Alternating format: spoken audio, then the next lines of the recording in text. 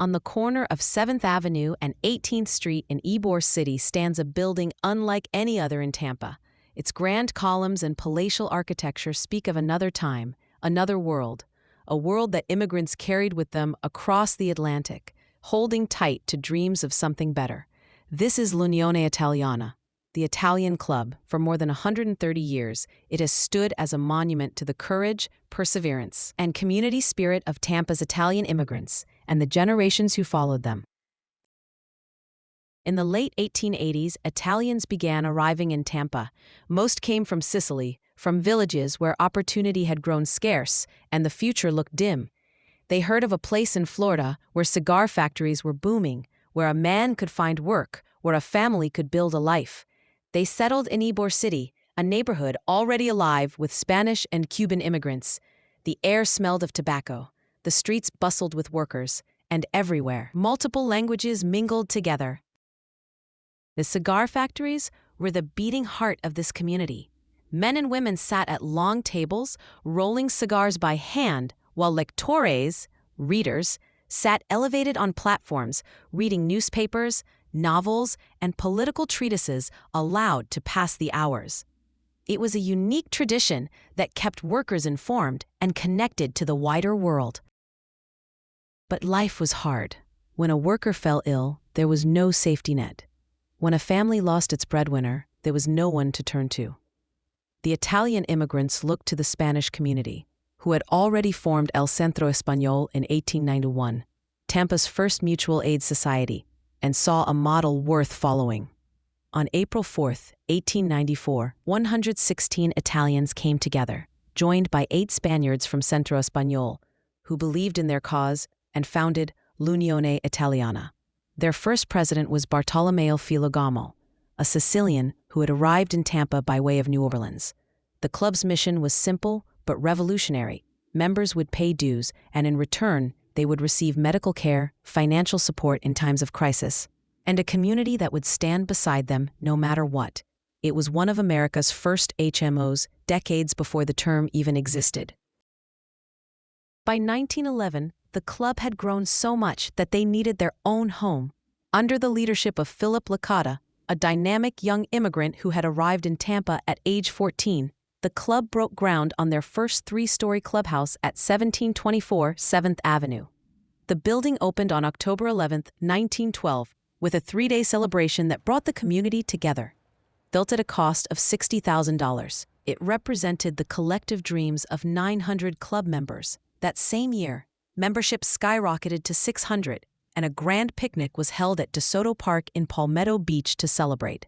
There was food, music, and even a 4-mile foot race from the county courthouse to the park. In 1911, the Italian club participated in the Gasparilla Parade for the first time. Their beautiful horse-drawn carriage, pulled by 2 white horses and decorated with fresh flowers, carried the club's first queen, Sarah Puglisi, and her maid of honor, Lena Caruso. It was a proud moment, a public declaration that Tampa's Italians had arrived. Then disaster struck. In May of 1914, fire destroyed the clubhouse. Everything the community had built together, the meeting rooms, the library, the gathering spaces, was reduced to ashes. But the Italian spirit could not be broken. By April 1917, construction began on a second clubhouse, this time across the street from where the first had stood. The community hired Tampa's award-winning architects Leo Elliott and B.C. Bonfay, who had also designed Tampa's City Hall and the Cuban Club. The architects drew inspiration from an unlikely source, the ancient Italo-Greek temples of the Agrigento region in southern Sicily, the Valley of the Temples, where structures built before Christ still stood as testaments to endurance. This new Italian club, with its impressive classical Greek columns and palatial design, would cost $120,000, twice the price of the first. It would be a building worthy of their ambitions. The new building was completed in 1918, but there would be no grand celebration. The world was at war.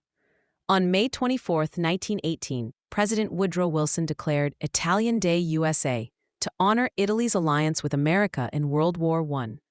Tampa's Italian community responded with a massive parade that began at the corner of their brand new clubhouse. 8,000 people marched down 7th Avenue, past the train station, to Lafayette Street, ending at the county courthouse. The Italian club had already been oversubscribed in Red Cross and Liberty Bond drives. Their members were serving overseas.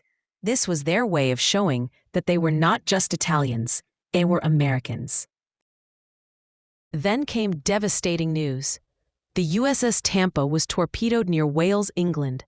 All hands were lost, including young men from Tampa's Latin community. Among them was a boy who had enlisted at just 15 years old, using the name Jimmy Ross to hide his true identity, a young Italian named Guerrieri. All of Tampa went into mourning. When peace returned, the Italian club became the heart of community life. The building was more than just a meeting hall, it was a world unto itself. There was a magnificent theater with an auditorium balcony where world-class performers and famous opera stars gave concerts. There was a spacious ballroom for banquets and dances. On Saturday evenings, 2 bands played, one upstairs with soft, sedate music for the older generation, and one downstairs in the cantina playing popular songs for the young crowd. The cantina buzzed with the sounds of chess, dominoes, cards, billiards, and the Italian games of briscola and scopa. There were bowling alleys, handball courts, a gymnasium, and steam rooms. The club also nurtured the mind. A library stocked with newspapers, magazines, and classical novels served as an intellectual haven. Some of these works were read aloud by lectores in the cigar factories. In the early 1900s, 5 Italian language schools operated in Ybor City, where immigrant children learned their first English words while keeping their heritage alive. The club offered classes in English, arithmetic, and American government, helping members become naturalized citizens. It was here in these rooms that immigrants became Americans, without forgetting who they were. Through the 1920s, the club flourished. The medical clinic next door served members' health needs. Picnics, parades, festas, and group excursions brought families together. Soccer and baseball teams competed under the club's banner. In 1929, Italian Day at the Florida State Fair drew enormous crowds. Cigar manufacturer Val Antuono displayed 700 boxes of Italian products and art objects. The Consul General of Italy traveled from Washington to attend, welcomed by local leaders and club members alike. By 1916, membership had swelled to 1,800. A massive group excursion took members by train to St. Petersburg and Anna Maria Key. They posed for a panoramic photograph at the farm of cigar manufacturer Val Antuono, a photo that still hangs on the club's walls today. In 1934, the Sicilian Club of West Tampa merged with L'Unione Italiana, bringing the combined membership to over 3,000. The Italian community had never been stronger. When World War II came, the Italian club once again answered the call. 265 of its members served in the armed forces. The club purchased $62,600 in war bonds, a staggering sum that demonstrated their commitment to their adopted nation. Through the halls of the Italian club passed diplomats, artists, and public figures. But more importantly, it remained a place where ordinary families gathered, celebrated, mourned, and supported one another through the decades. Today, the Italian Club building is listed on the National Register of Historic Places. It stands as one of the oldest Italian organizations of its type in America. Generations of club members went on to shape Tampa's civic life, serving as mayors, city councilmen, judges, senators, and community leaders. The names read like a roll call of Tampa history: Nick Nuccio, Dick Greco, the Spicola family, the Bondi family, and so many others. The Paolo Longo Award, named for a man who gave 75 years of service to the club, is presented annually to recognize community leaders who work to preserve Italian culture and heritage in Tampa.